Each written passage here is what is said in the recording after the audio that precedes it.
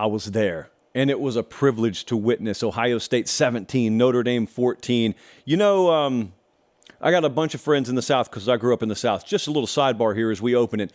Go to Notre Dame one time. A lot of you hate them. That's okay. It's okay to go up there if you're a hater. Just go up there and just experience that place. Totally unique to anything else in college football.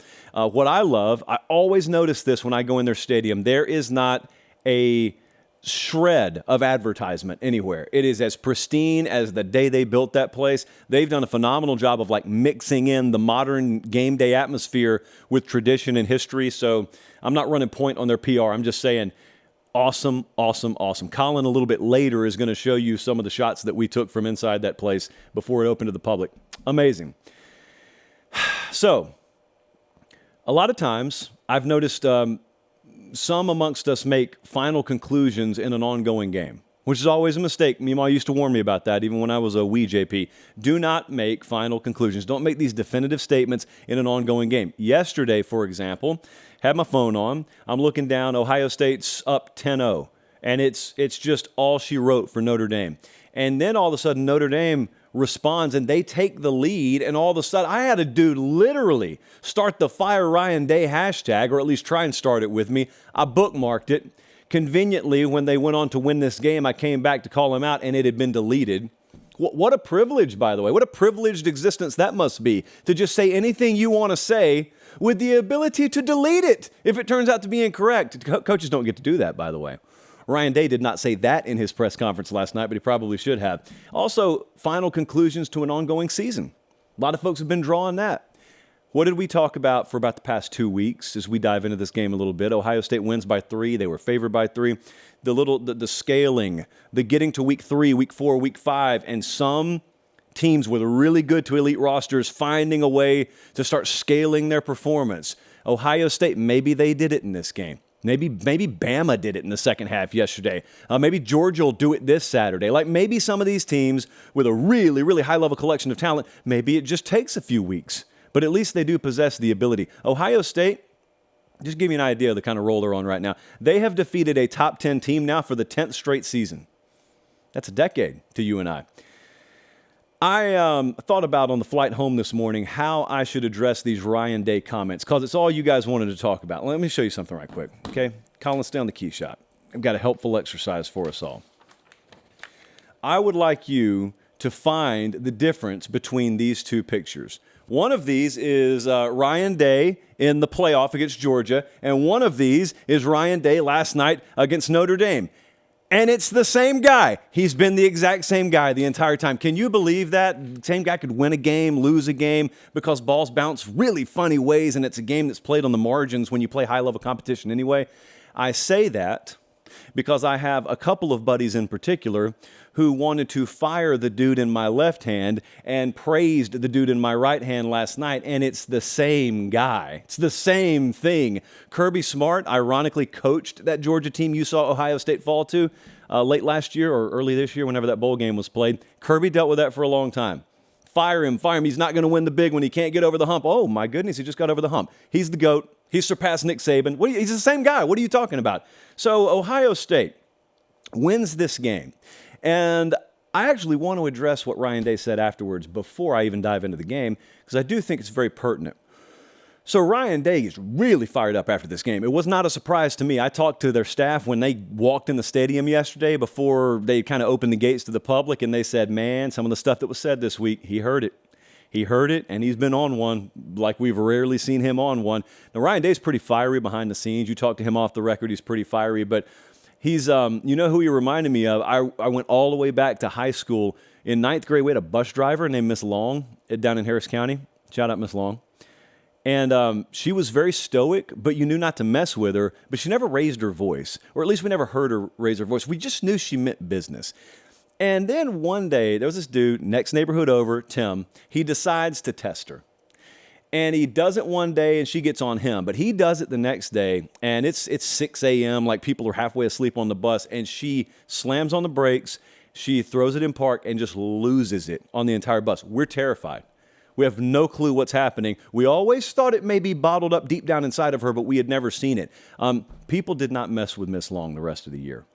And I'm not necessarily saying Ryan Day is my high school bus driver. I'm just telling you, I was happy when 10th grade came along and I was able to get a driver's license, because that day, my perception of what I could and couldn't get away with around Miss Long changed. And last night, when they won that game and Ryan Day decides to go full Attitude Era WWF style promo on the world, targeting Lou Holtz, I didn't really see it as him targeting Lou Holtz.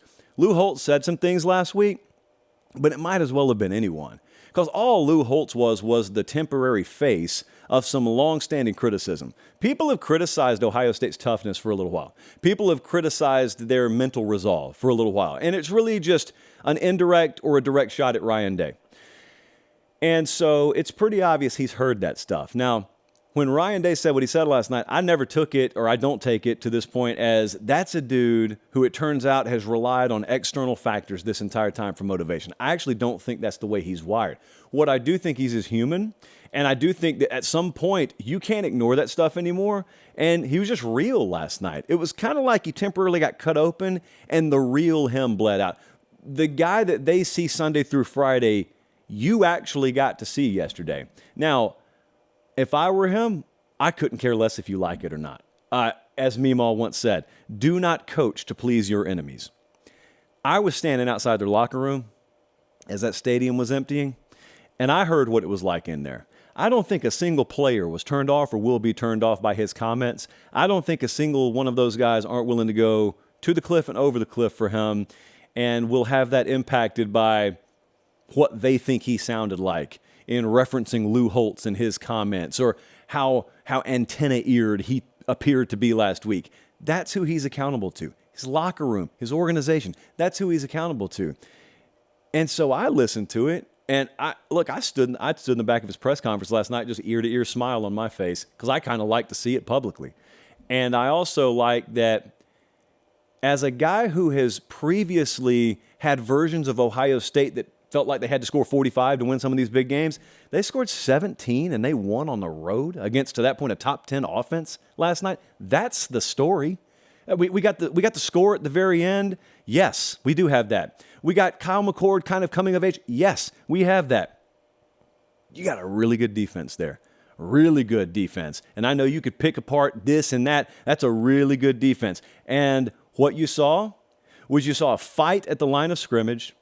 You saw hard-nosed defense being needed to win a game, and Ohio State being the team that checked those boxes more thoroughly.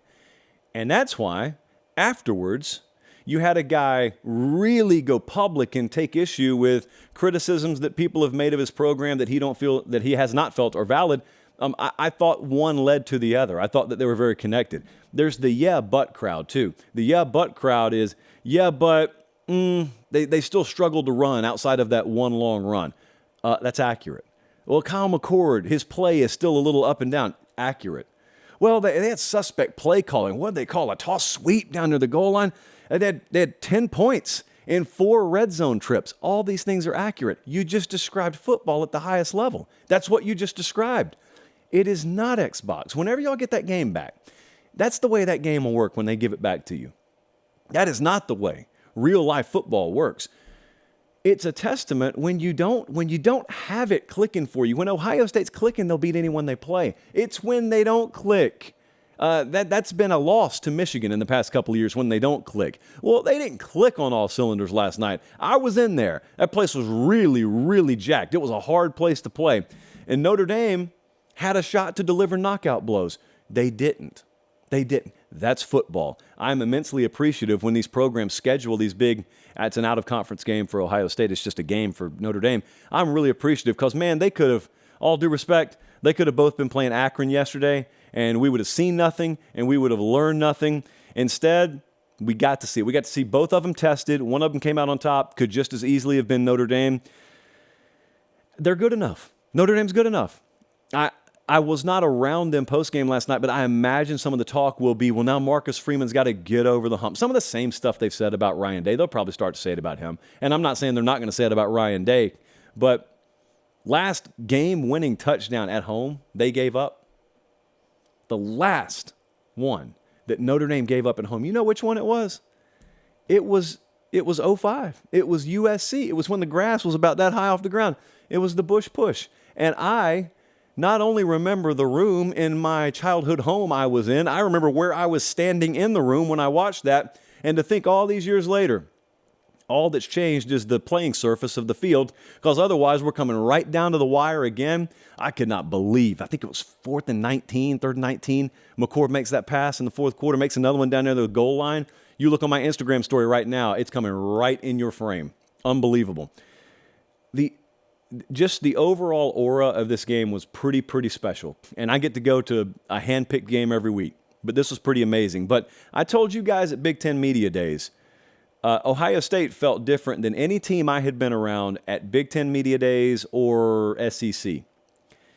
And they kind of played like it last night. And I know sometimes that's kind of anecdotal after the fact stuff. And I'm not telling you it's not here. I'm just saying that's where my mind was.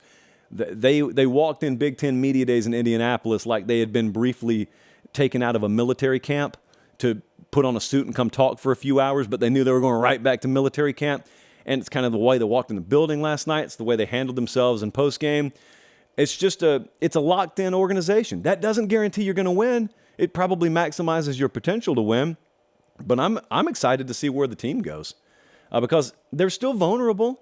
You know, Colin, did you show their schedule already? Yeah, there you go. So they've got a game against Penn State in a month.